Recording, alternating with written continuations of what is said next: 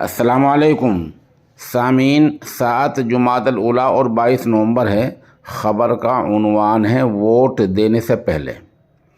Vote देने से पहले आप एक बार इस वीडियो को ज़रूर देखें और सुनें, फिर फैसला करें।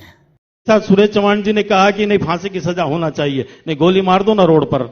क्या समस्या? अगर किसी की बेटी को अगर बर्बाद करता है तो उसको जिंदा जला देना चाहिए। तो असर तो इस देश में बहुत बढ़ गए हैं और बेटियों को अब बहुत सावधानी पूर्वक हमने सबने बचाना है। 250 से ज्यादा मस्जिदें और 1500 से ज्यादा मजारे अवैध रूप से तैयार हो चुकी है, उस पर कार सेवा की आवश्यकता है। लव जिहाद इस शब्द का पहली बार उल्लेख मैंने 9 अगस्त 2005 को किया था।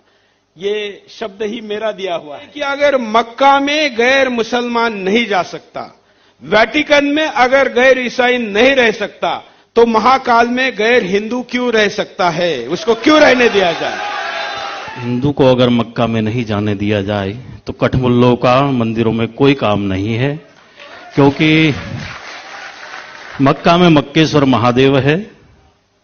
तो मेरा तो शुरू से विरोध रहा है कि रामेश्वरम मंदिर में भी कठमुल्लों को, अंग भंग लोगों को प्रवेश नहीं दिया जाना चाहिए। किसी भी मंदिर में कठमुल्ला हो, कठमुल्ली हो, इनको किसी को भी प्रवेश नहीं दिया जाना चाहिए। भीख में इनको जो मिला है, पाकिस्तान मिला है, अपनी बोरी बिस्तर उठाए, वहां जो करना है करे। कि किसी भी दाढ़ी पजामे वाले को, 11 नंबर छाप को, किसी भी फटीचर को, जिहादी को, कठमुल्लों को मंदिरों में भारत के नहीं अपितु पूरे विश्व के मंदिरों से बहिष्कार होना चाहिए। इनकी चीजों का, इनका मार्केट का, इनकी दुकानों का बहिष्कार होना चाहिए। क्योंकि जहां भी यह 1-4 ईंट रखते हैं, हरा कपड़ा उड़ा देते हैं, वहां पर बाद में मस्जिदें बनकर तैयार हो जाती है। वहां से 5 टाइम पता नहीं क्या चिल्लाते हैं, क्या भौंकते हैं, पता ही नहीं चलता। तो इन सब चीजों पर बिल्कुल रोक होना चाहिए। यह हमारे विधान में नहीं है। सीधी सी बात है कि महाकाल मंदिर के आसपास कोई हरा झंडा, मस्जिदें, चिल्लाने वाली जगह, आतंकवादियों के पनाहगाह नहीं होना चाहिए। कॉरिडोर बने उससे पहले हरे झंडे उतार के भगवा टंग जाना चाहिए। तो हम समझेंगे कि सरकार हमारी भी है और हम सरकार के हैं और प्रत्येक हिंदू के लिए भारत में काम हो रहा है। तो हम निश्चित मानेंगे कि हरे झंडे को भगवा होना चाहिए। महाकाल के कॉरिडोर के दर्शन करते समय हरे झंडे दिख रहे थे, ऐसी मस्जिदें दिख रही थी जो कि सरकारी जमीन पर बनी हुई है। यही तो लैंड जिहाद है। और क्या लैंड जिहाद है?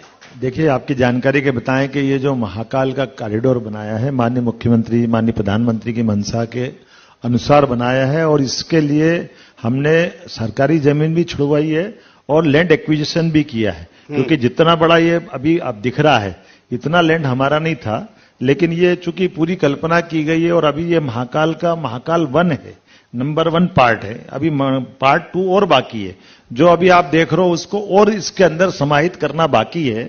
अभी जब इसका दूसरी बार का लोकार्पण होगा तो झंडा नहीं दिखेगा। बिल्कुल, मैं आश्वस्त कर सकता हूं। इस लैंड जिहाद में कई आश्रम और यहां तक कि कई साधु संतों की समाधियां भी जत में आई है।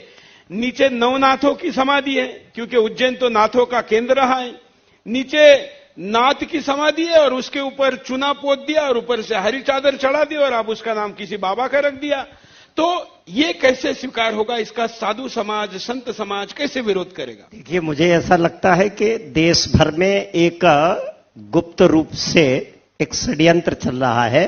भारत की जमीन पर ये किसी न किसी तरह से इस तरह के अपने कब्जा करने की, और कब्जा ही नहीं करने की, इन सब के साथ साथ वो इस देश में ऐसी गतिविधियां चलाना चाहते हैं षड्यंत्रकारी, जिससे आगे चल करके हिंदू धर्म स्थानों को भी, हिंदू बहन बेटियों को भी इनको किसी न किसी रूप में फंसाया जा सके और ये जमीनें इनके लिए एक तरह से ऐसे केंद्र बनेंगे जो सारे देश के लिए सिरदर्द होंगे। और अभी तो देश भर में ऐसा ही चल रहा है कि अगर फ्रांस चल रहा है विदेशियों के द्वारा, तो कहीं ऐसा ना हो, कहीं यहां का मुसलमान जैसा कि सोचता है कि हम जनसंख्या बढ़ाएं, केवल चाहे हम पंचर जोड़ेंगे, सब्जी बेचेंगे, जनसंख्या बढ़ाएंगे तो यहां की पार्लियामेंट में कब्जा करेंगे और फिर जैसा चाहेंगे वैसा देश को चलाएंगे। अगर हिंदू अपने इस देश में नहीं जागा और कठोरता से नहीं जागा, हम सब लोग तो केवल बातें कर लेते हैं, भाषण कर लेते हैं, लेकिन जमीन पर हम सबको बहुत तेजी से, बहुत सक्रियता से, बहुत आक्रामक होकर के वो जगह हटानी पड़ेगी, छीननी पड़ेगी। एक भी लव जिहादी को अभी तक फांसी पर नहीं लटकाया गया है, कैसे होगा? इसमें हमने बड़े पैमाने पे काम किया है, लेकिन जाने अनजाने जो जिनके परिवार में ये घटना घटती है वो छिपा रहे हैं इस बात को। हमारी सरकार चाह रही कि हम उस पर दोहरी तरीके से आगे बढ़े, न केवल उसको फांसी के तख्ते तक ले जाएं, बल्कि इमीडिएट बुलडोजर से हम उसका पूरा मकान डिस्ट्रॉय कर रहे हैं। 6 उदाहरण हो रहे हैं और हम कहीं पीछे हटने वाले नहीं है, लगातार कोशिश कर रहे हैं। एक के बाद एक आपको जानकारी होगी कि 6 ऐसे स्थान भोपाल में हमारे लिए कष्टकारी हुए, जिसके आसपास में दूसरे लोग भी प्रभावित हुए, लेकिन हमने कहा कि भाई हम ऐसे मसले पे चाहे जो करना पड़े लेकिन हम पीछे नहीं हटेंगे। लव जिहाद को मध्य प्रदेश की धरती पे माननीय मुख्यमंत्री के नेतृत्व में कोई बर्दाश्त नहीं करेगा। लव जिहाद एक ऐसा हरा नाग बन गया है जिसने प्रत्येक हिंदू बेटी बेटियों को पूरी तरह से नष्ट किया है। आजादी के बाद से हमारे जो प्रथम 5 शिक्षा मंत्री हुए केंद्र में, उन्होंने अकबर, हुमायूं, सलीम पढ़ाते पढ़ाते सारी मानसिकता में ही एक नाग को बैठा दिया पूरे देश में। अगर शिक्षा के सत्र से उन सपोलों के, मुगल सपोलों के, कटमुल्लों के इतिहास झूठे जो चल रहे हैं वो खत्म हो जाएंगे तो राजा हरिश्चंद्र, विक्रमादित्य और जैसे राजाओं के वृतांत हमारे सामने आने लगेंगे। सीता मैया के वृतांत आना चालू हो जाएंगे, राधा के, रुक्मणी के वृतांत आना चालू हो जाएंगे। तो ये शिक्षा में ही सुधार करना नितांत आवश्यक है।